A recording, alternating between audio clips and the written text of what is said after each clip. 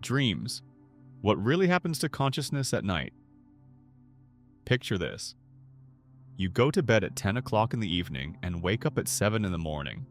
9 hours of complete immobility. 9 hours when your body is practically paralyzed and your eyes are closed. Seems like wasted time, right? But here's the paradox. Research shows that during sleep, your brain consumes almost as much energy as it does during active wakefulness. Moreover, some brain regions work even more intensively than during the day. Where does all this energy go? And now for the most fascinating part. Recently, scientists from the University of Michigan made a real breakthrough in our understanding of sleep. They proved that consciousness during sleep doesn't disappear. It operates in a completely different mode. It turns out we don't simply shut down for the night. We enter a parallel reality where different laws of perception and thinking apply. What happens in this mysterious universe of our dreams? Why does the brain create these amazing nighttime stories? And most importantly, can we learn to control this process?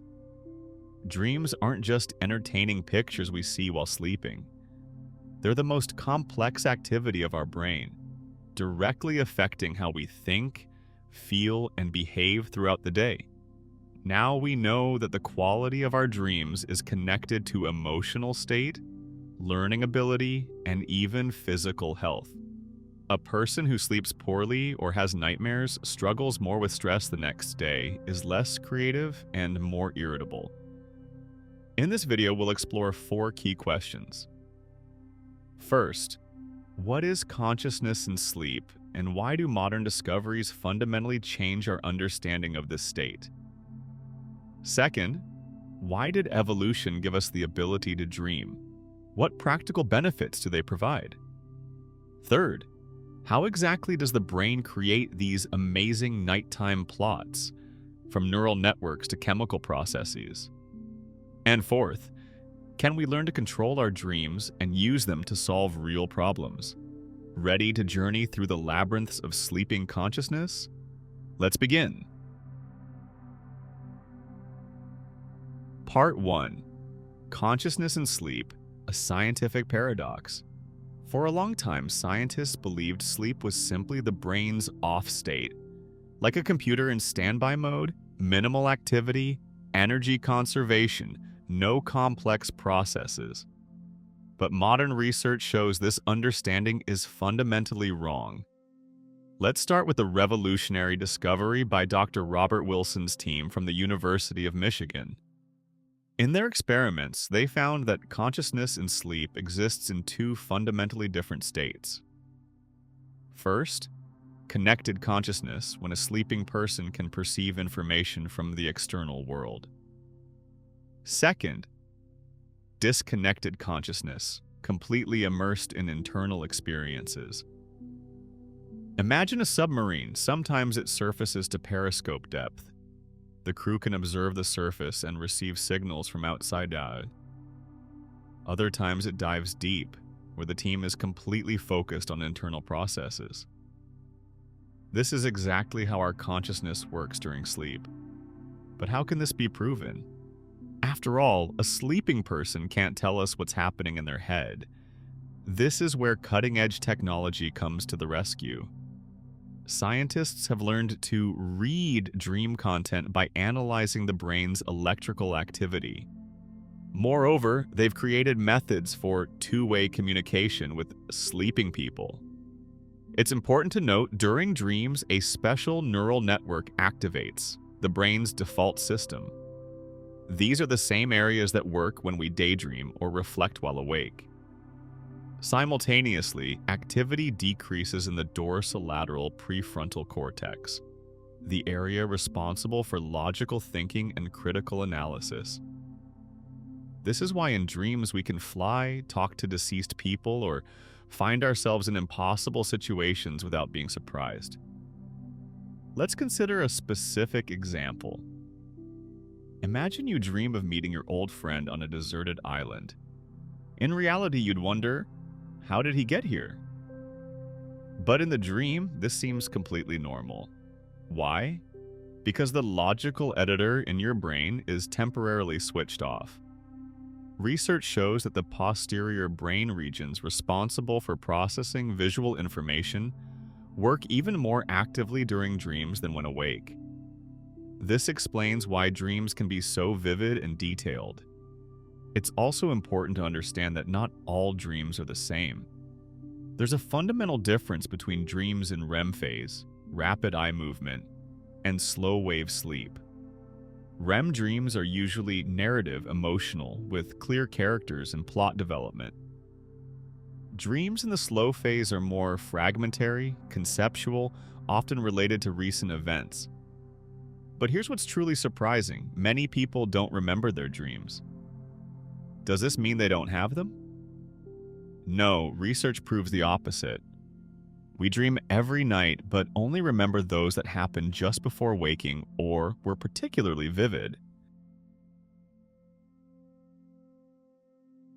Part 2. Why the brain creates dreams. New theories. Now that we understand dreams aren't chaos but organized brain activity, a logical question arises. Why? Why did evolution give us this ability? From a survival perspective, sleep makes us extremely vulnerable. We can't defend ourselves, hunt, or gather food. Modern science offers several complementary theories. The first and most studied is emotional regulation. A team of researchers from Stanford University conducted a series of experiments showing that dreams help us process emotional experiences. Here's how it works. Imagine you argued with a colleague during the day.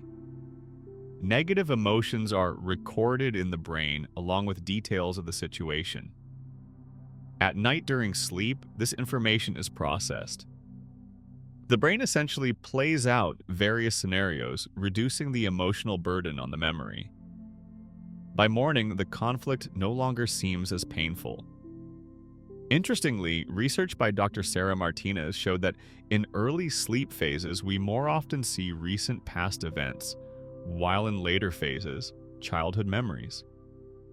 This allows the brain to create associative connections between new experiences and existing knowledge. The second important function is memory consolidation. During sleep, information transfers from short-term to long-term memory.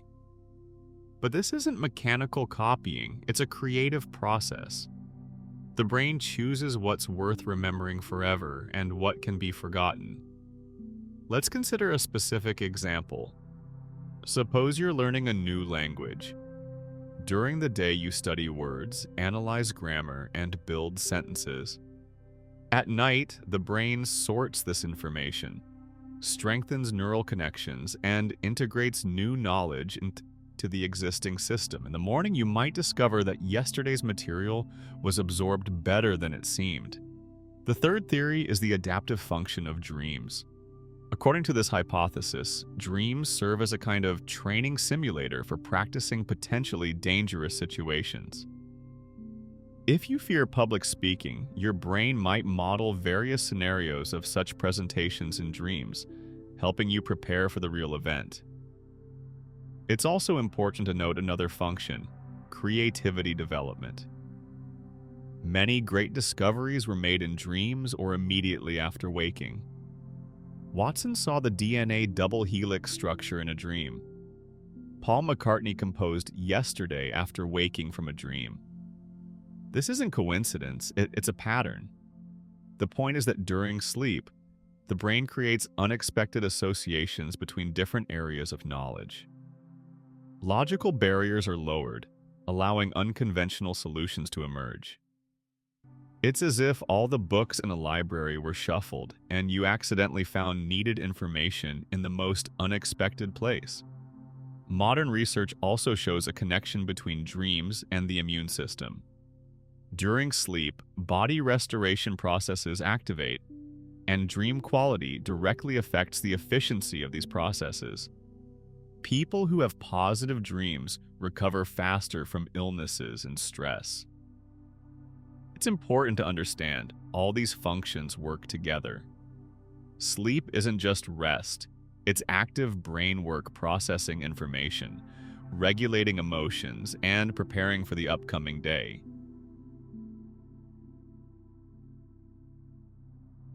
Part 3. The Anatomy of Dreams. How the brain creates nighttime stories. Now let's look under the hood of this amazing mechanism. How exactly does the brain create dreams? What structures participate in this process? Let's start from the beginning. Dreams are triggered in the brainstem, an ancient structure that controls basic body functions. This is where the switch between wakefulness and sleep is located.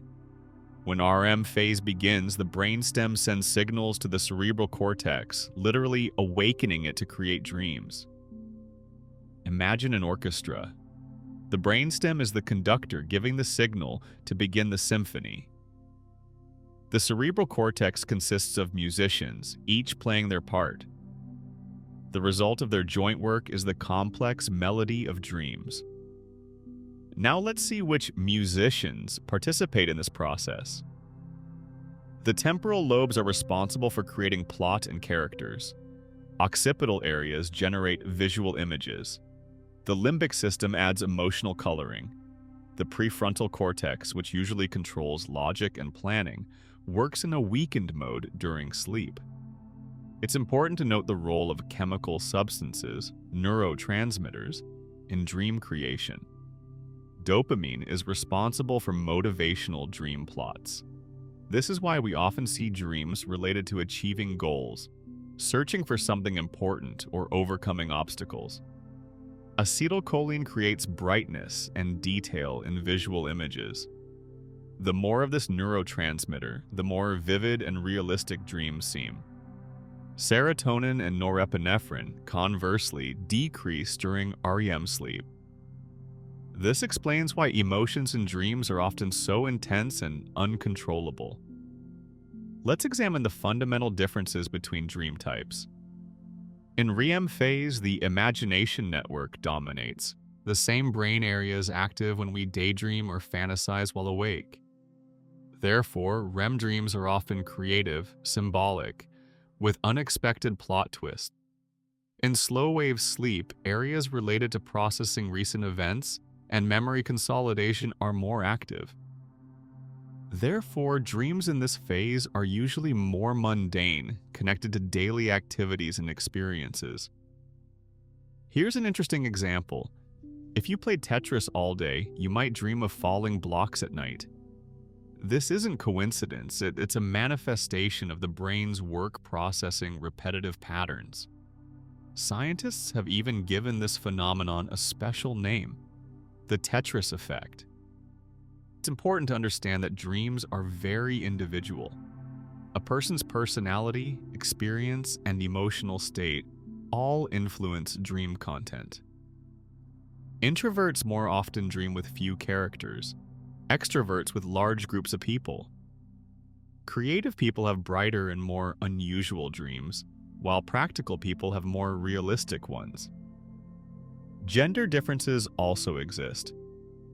Women more often have emotionally charged dreams. Men more often dream of competition and achievements. This relates to differences in hormonal background and social experience.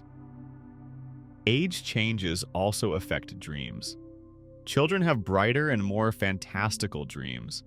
Elderly people have calmer dreams connected to memories.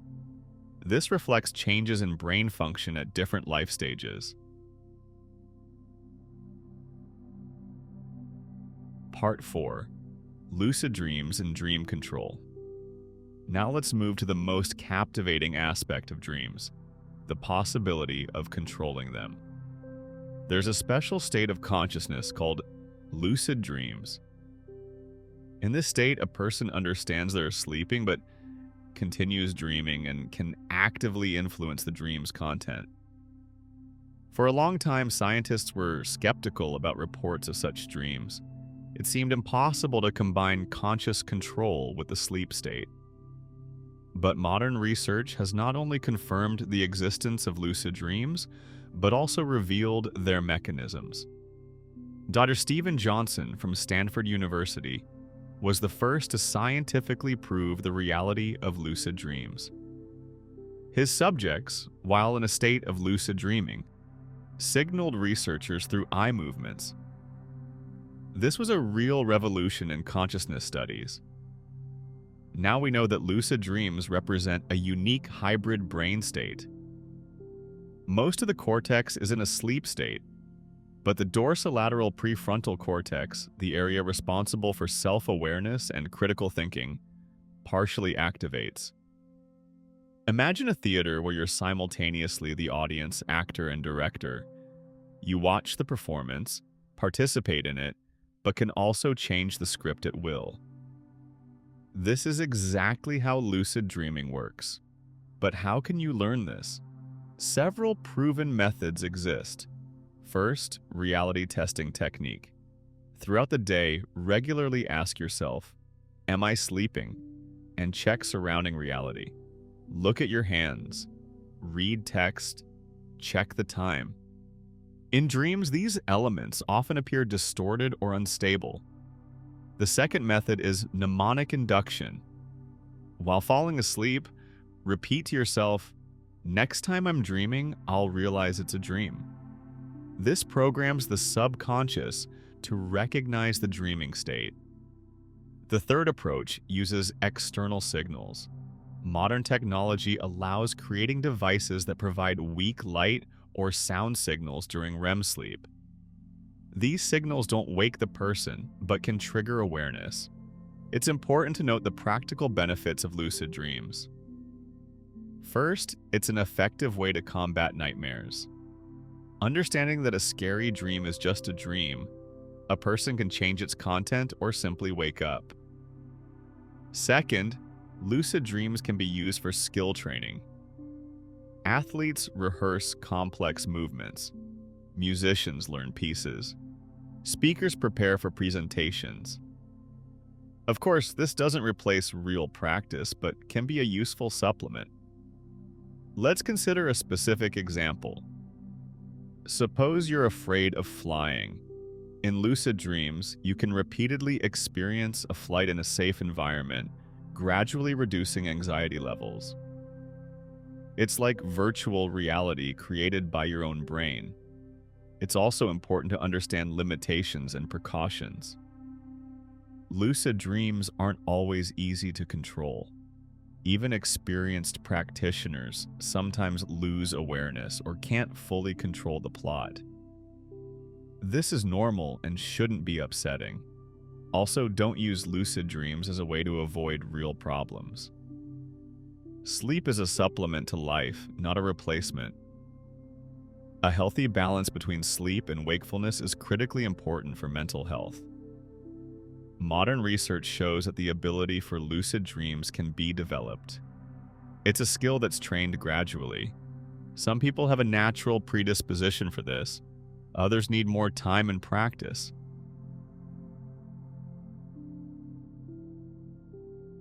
Conclusion. So what have we learned about the mysterious world of dreams?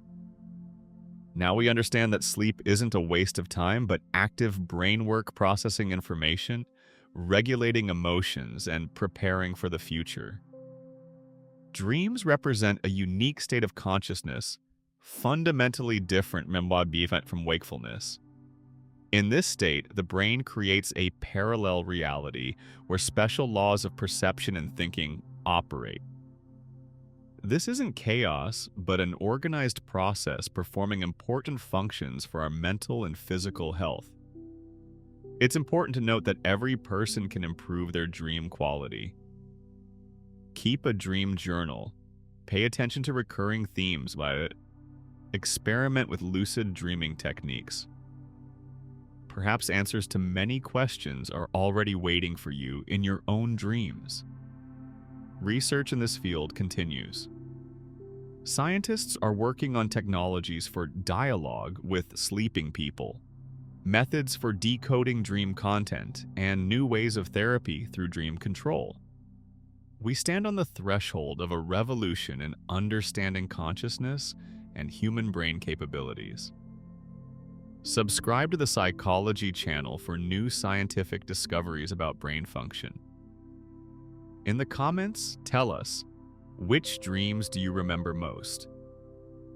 Have you tried lucid dreaming techniques? Share your experience, it will help other viewers. See you in the next video, where we'll continue exploring the mysteries of human consciousness.